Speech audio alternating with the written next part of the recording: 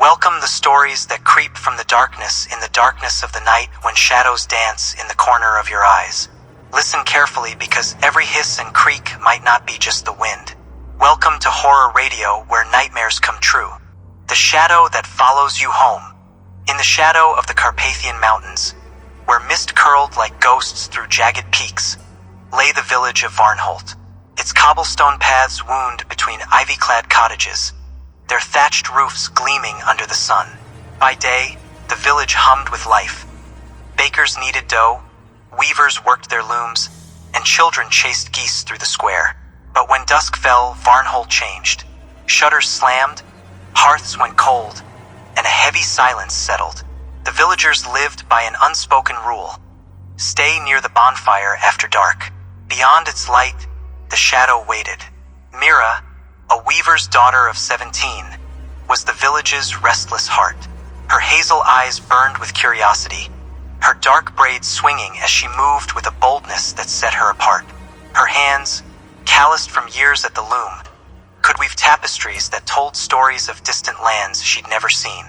Mira scoffed at the elders' tales of the shadow, a specter too tall and too thin, said to claim those who strayed from the fire's glow. Old stories to scare children, she'd say, her voice sharp with defiance. Yet her heart yearned for more than Varnholt's endless winters, for a glimpse of the world beyond the valley. Her father, Lucas, was a quiet man, his face etched with lines of worry and loss. A master weaver, he taught Mira her craft. But since her mother's death a decade ago, he clung to routine, his warmth tempered by caution. He watched Myra's restlessness with unease, often saying, "The fire keeps us safe, child. Don't tempt the dark." Mira would nod, but her gaze drifted to the hills, where the stars shone brightest. Ida, Myra's closest friend, was her opposite. A baker's apprentice with soft brown eyes and flour-dusted hands, Ida was timid, content within Varnholt's boundaries. She admired Myra's courage but feared it, clinging to the bonfire's safety. "The shadow's real," Ida would whisper, twisting her apron. "My gran saw it once years ago." Mira would laugh, teasing her, but Ida's loyalty never wavered. She'd trail Mira anywhere, even if her heart raced. The village's keeper of stories was old Clara, a stooped woman who lived at Varnholt's edge in a hut thick with the scent of herbs. Her eyes, clouded with age, seemed to see beyond the present, and her voice carried the weight of centuries. Children gathered at her feet to hear tales of the shadow, said to linger where the fire's light faded. "It's no mere ghost," Clara would rasp. "It chooses you, and once it does, it follows." The villagers respected her, but few sought her out, fearing her knowledge came at a cost. Each evening, Varnholt gathered around the great bonfire in the square. The flames roared, casting golden light that held back the creeping dark. Voices rose in songs of harvest and hope, a ritual as old as the village itself. Mira stood among them, her shoulder brushing Ida's, Lucas nearby with his hands clasped. The fire's warmth was a promise of safety, its crackle drowning out the night's whispers. But Myra's eyes strayed to the hill beyond the square, where the pines stood like sentinels and the stars burned free of the fire's glare. She longed to climb it, to stand under that vast sky, if only for a moment. As the village sang, Mira felt the pull of the unknown, a spark of rebellion kindling in her chest. The shadow was just a tale, she told herself, and the stars were waiting. The autumn air hung crisp in Varnholt, the scent of pine and wood smoke curling through the village square. The bonfire blazed at its heart, its flames licking the night sky as the villagers gathered, their voices weaving songs of old harvests. Mira stood among them, her hazel eyes catching the fire's glow, but her heart was restless. The hill beyond the square called to her, its promise of starlight stronger than ever. She'd felt its pull for weeks, a nagging urge to break free of Varnholt's rules, to prove the elders' tales were nothing more than superstition. Ida, at her side, hummed nervously, her flour-dusted hands twisting her apron. "You're fidgeting again," Ida whispered, glancing at Mira. "What's wrong?" Mira forced a smile, her braids swinging as she shifted. "Just tired of the same songs," she said. but her gaze drifted to the hill, where the pines stood dark against the sky.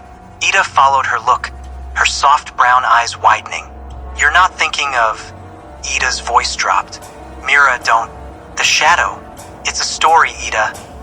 Mira cut in, her tone sharp but playful. "No one's seen it. Not really." She nudged Ida's shoulder, trying to ease her friend's worry, but the words felt hollow. Lucas, standing a few paces away, caught her eye. His lined face was stern, as if he sensed her restlessness. Mira looked away, her defiance flaring. As the song swelled, Mira made her choice. "I'm going," she murmured, so low only Ida heard. Before Ida could protest, Mira slipped through the crowd, her boots silent on the cobblestones. Ida reached for her arm, but Mira was too quick, melting into the shadows at the square's edge. The hill was a short climb, the grass slick with evening dew. The bonfire's glow faded behind her, its warmth replaced by a sharp chill. Myra's breath puffed in the air as she reached the crest, her heart pounding with a mix of thrill and rebellion. She tilted her head back, and the sky opened above her. Stars scattered like embers across an endless black. For a moment, she felt free, as if Varnholt's rules could never touch her. Then a prickle ran down her spine, cold and sharp. At the hill's edge, where the pines met the dark, a shape stood. It was no man. Too tall, too slender, its limbs bent at angles that made her stomach lurch. Its silhouette seemed to drink the starlight, a void in the night. It did not move, yet Mira felt its gaze, heavy and unyielding, pinning her where she stood. Her breath caught, her hands trembling at her sides. She blinked, and the figure was gone, as if it had never been. Mira stumbled back, her pulse roaring in her ears. The hill was empty, the pines still, but the air felt wrong, thick with a presence she couldn't name. She turned and ran, her boots slipping on the grass, the bonfire's light a beacon below. She slipped back into the crowd, her cheeks flushed, her breath ragged. Ida grabbed her arm, her eyes wide with panic. "Where did you go?" Ida hissed, her voice trembling. "You were gone too long." "Nowhere," Mira lied, her voice tighter than she meant. She forced a laugh, but it sounded brittle. "Just needed air." Ida frowned, unconvinced, but the song drowned out further questions. Lucas glanced over, his brow furrowing, but Mira avoided his gaze. That night, in her small room above the weaver's workshop, Mira lay awake, the starlight streaming through her window. The hill's silence haunted her, the memory of that shape sharper than the cold. It was a trick of the dark, she told herself, a shadow cast by the pines. But as she closed her eyes, she felt it still, watching, waiting, just beyond the light. The morning after Myra's climb to the hill, Varnholt woke to a gray dawn, the Carpathian mist cloaking the village in a damp hush. Mira moved through her routine in the weaver's workshop, her hands guiding the shuttle across the loom, but her mind was elsewhere. The memory of the shadowed figure, too tall, too wrong, clung to her like damp wool. She told herself it was nothing, a trick of starlight and fear, but her hazel eyes darted to the workshop's corners, half expecting to see it again. Lucas worked nearby, his fingers deft as he sorted threads, but his silence was heavier than usual. He'd noticed Myra's flushed return to the bonfire last night, her forced smile. "You're quiet today," he said, his voice soft but probing. Mira shrugged, avoiding his gaze. "Just didn't sleep well," she muttered, focusing on the loom. Lucas frowned but said no more, his worry a quiet weight between them. By evening, Myra's unease had grown. She joined the bonfire's circle, standing close to Ida, whose nervous humming grated on her nerves. The flames roared, but their warmth felt distant, as if the night pressed closer than before. Ida glanced at her, twisting her apron. "You're still acting strange," Ida whispered. "What happened last night? You didn't just get air." Mira hesitated, her defiance warring with a creeping dread. "It was nothing," she said, but her voice lacked conviction. Ida's soft brown eyes narrowed, unconvinced, but the village's song drowned out further questions. Later, in the workshop, Mira wove by candlelight, the rhythm of the loom steadying her.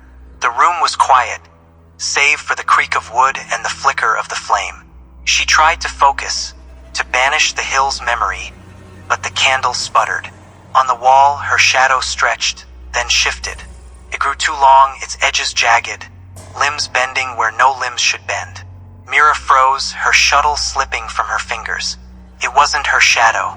She spun around, heart pounding, but the room was empty. The candle steadied, and the wall was bare again. Her breath came in shallow gasps, her hands trembling as she gripped the loom. "It's not real," she whispered, but the air felt heavy, as if something lingered just out of sight. The next day, Mira couldn't shake the feeling of being watched. She confided in Ida at the bakery, where the scent of fresh bread did little to calm her. "I saw something," Mira admitted, her voice low, "on the hill, and last night in the workshop. A shadow, but wrong." Ida's flour-dusted hands stilled, her face paling. "You saw it," Ida said, her voice barely a whisper. "The shadow. Mira, it's chosen you." She grabbed Myra's arm, her grip tight. "My gran said it follows you once it sees you. You can't ignore it." Mira pulled free, forcing a laugh that sounded hollow. "It's just my imagination," she said, but her heart raced. Ida's fear was contagious, and Myra's defiance felt brittle. That evening, as she walked home from the bonfire, she glanced over her shoulder. In the gloom of an alley, the silhouette stood, closer now, its head tilted as if listening. Its form was sharper, a mockery of a man with voids where eyes should be. Mira ran, her boots pounding the cobblestones, and bolted her door. She leaned against it, chest heaving, the memory of old Clara's tales echoing in her mind. It chooses you, and once it does, it follows. The shadow was no longer a story. It was hers, and it wasn't letting go. The days following Myra's encounter in the alley blurred into a haze of dread. Varnholt's cobblestone paths and ivy-clad cottages, once comforting, now seemed to harbor secrets in their shadows. The shadow was no longer a fleeting glimpse. It was a constant, its presence a cold weight on Myra's chest. It appeared in doorways, its too-tall silhouette flickering at the edge of her vision, or in the workshop's corners, its claw-like fingers stretching across the walls. Each sighting was sharper, its form more defined. A hollow face, voids for eyes, a mockery of life that made her skin crawl. Myra's hazel eyes grew shadowed, her hands unsteady at the loom. She barely slept, haunted by the memory of the shadow's tilted head, its silent watchfulness. She clung to the bonfire each evening, standing so close the heat stung her skin, but even its golden glow felt dimmer, as if the shadow siphoned its strength. The villagers sang as always, their voices a fragile shield against the dark, but Mira felt exposed, marked. Lucas noticed her change. At the workshop, he watched her fumble a thread, her fingers trembling. "Mira, what's wrong?" he asked, his voice soft but heavy with worry. His lined face, etched deeper since her mother's death, searched hers. Mira wanted to tell him, to unburden herself, but the words caught in her throat. She couldn't bear to add to his grief, not when he already carried so much. "Just tired," she said, forcing a smile that didn't reach her eyes. Lucas's frown deepened, but he turned back to his work, his silence a quiet plea for her to confide. Myra's heart ached, but she kept her secret, fearing his reaction, or worse, his disbelief. Ida, however, was harder to evade. At the bakery, where the scent of rye bread mingled with wood smoke, Ida cornered her. "You look like you've seen a ghost," Ida said, her soft brown eyes wide with concern. Her flour-dusted hands twisted her apron, a nervous habit. "It's the shadow, isn't it? You've seen it again." Mira hesitated, her defiance crumbling under Ida's gaze. "It's everywhere," she admitted, her voice barely above a whisper. "The workshop, the alleys, it's following me." Saying it aloud made it real, and her stomach twisted. Ida gasped, her hand flying to her mouth. "You have to do something," Ida urged. "Go to old Clara. She knows the old ways." My gran said she faced the shadow once and lived. Ida's voice trembled, but her loyalty shone through, her fear for Mira outweighing her own. Mira resisted, her pride bristling at the idea of seeking help. But that night, as the shadow loomed in the workshop's doorway, its voids locking onto her, she knew she couldn't ignore it. The next morning, with Ida at her side, she trudged to old Clara's hut at the village's edge. The air was thick with the scent of dried herbs, and the hut's dim interior felt like stepping into another time. Clara sat by a small fire, her clouded eyes glinting as if she'd expected them. "You've seen it," she rasped, her voice like dry leaves. Mira nodded, her throat tight, and recounted her encounters. The hill, the workshop, the alley. Ida clutched Myra's arm, her presence a small comfort. "The shadow wants a home," Clara said, her words heavy with warning. "It follows until you give it one, or it takes you." Myra's breath hitched. "How do I stop it?" she asked, her voice small. Clara leaned forward, her gaze piercing despite her blindness. "Face it where it found you, on the hill. Offer something of yourself, something that matters. But choose wisely, girl, or it will claim all you are." Mira left the hut shaken, Clara's words echoing in her mind. Ida squeezed her hand, promising to help, but Mira felt alone. What could she give? A trinket? A memory? She thought of her mother's silver ring, tucked in a drawer, its weight heavy with love and loss. The idea of parting with it felt like tearing out a piece of her heart. Yet the shadow's gaze lingered, patient and relentless, and Mira knew she had little time to decide. Myra's world shrank to the rhythm of dread. The shadow's presence was a constant now, no longer confined to night. It flickered in Varnholt's daylight, behind a market stall, in the bakery's window as she spoke with Ida, its too thin silhouette a stain on the village's warmth. At the workshop, it loomed in the loom's shadow, its void-like eyes boring into her. Myra's hands shook, dropping threads she'd once woven with ease. Sleep was a memory, her hazel eyes hollow, her defiance eroding under the shadow's relentless gaze. Lucas grew quieter, his worry palpable. He watched her at the loom, where she fumbled a pattern she'd mastered years ago. "You're not yourself, Mira," he said, his voice low, his lined face tight with concern. The loss of her mother had taught him to fear for his daughter, and her silence cut deep. Mira longed to tell him, to ease the distance between them, but the thought of his fear, or worse, his disbelief, kept her silent. "It's nothing," she lied, her smile brittle. Lucas turned away, his hands busy with threads, but his unease lingered like smoke. Ida, ever loyal, refused to let Mira retreat. At the bakery, she pressed a bundle of protective herbs into Myra's hands. Their sharp sent a gift from old Clara's stores. "They'll help?" Ida said, her soft brown eyes pleading, her apron twisted in her flour-dusted fingers. "You can't just wait for it to take you." Mira clutched the herbs, but they felt useless, their fragrance fading against the shadow's chill.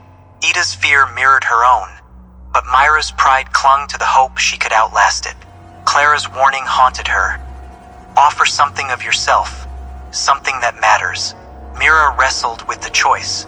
She carried a woven charm, a scrap of her first tapestry, threaded with childhood dreams of freedom. It was small, a piece of her heart, but could it satisfy the shadow? Her mother's silver ring, tucked in her pocket for courage, was another option, but its weight carried her mother's love, her last tangible memory. Giving single it up felt like losing her all over again. The choice gnawed at Mira, each option a wound she wasn't ready to bear. The shadow grew bolder. One afternoon, as Mira crossed the square, it appeared in the crowd's midst, its form a flicker among the villagers. A woman gasped, dropping her basket, and whispers spread.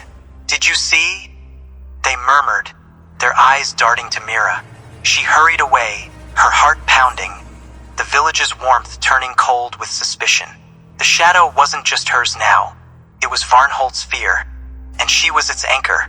Ida dragged her to the bonfire that evening, hoping its light would shield her. The flames roared, but their glow seemed frail, the songs hollow.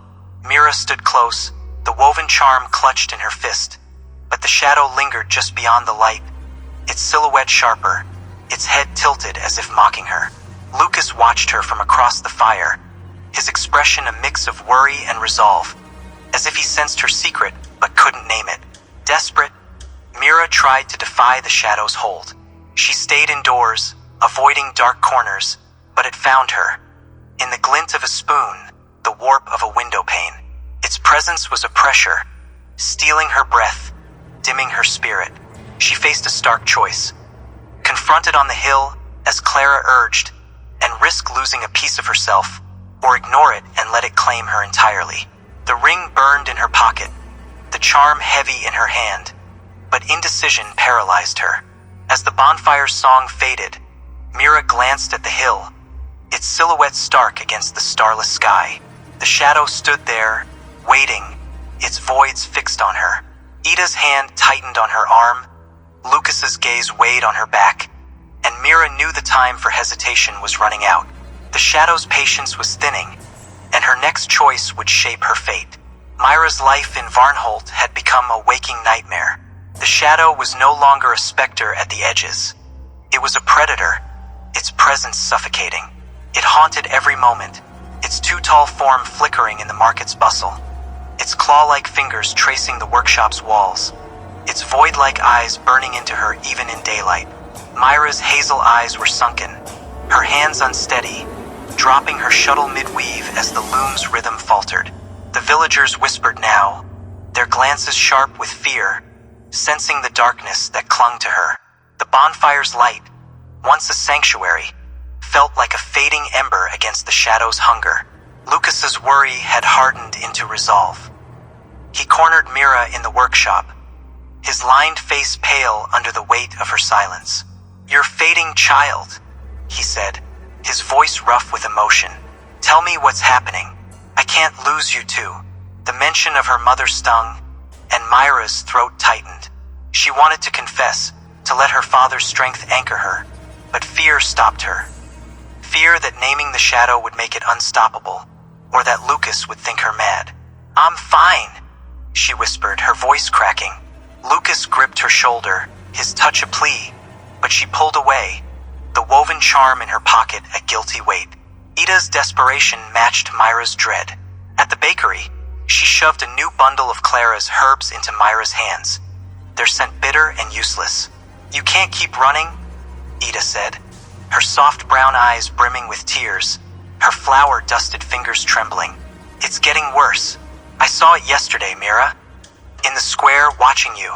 Ida's voice broke, her loyalty clashing with her terror. Mira clutched the herbs, her heart sinking. Ida's fear was a mirror, reflecting the truth she tried to deny. The shadow wasn't just following her.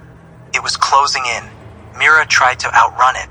She avoided alleys, stayed indoors, kept candles lit until dawn. But the shadow was relentless.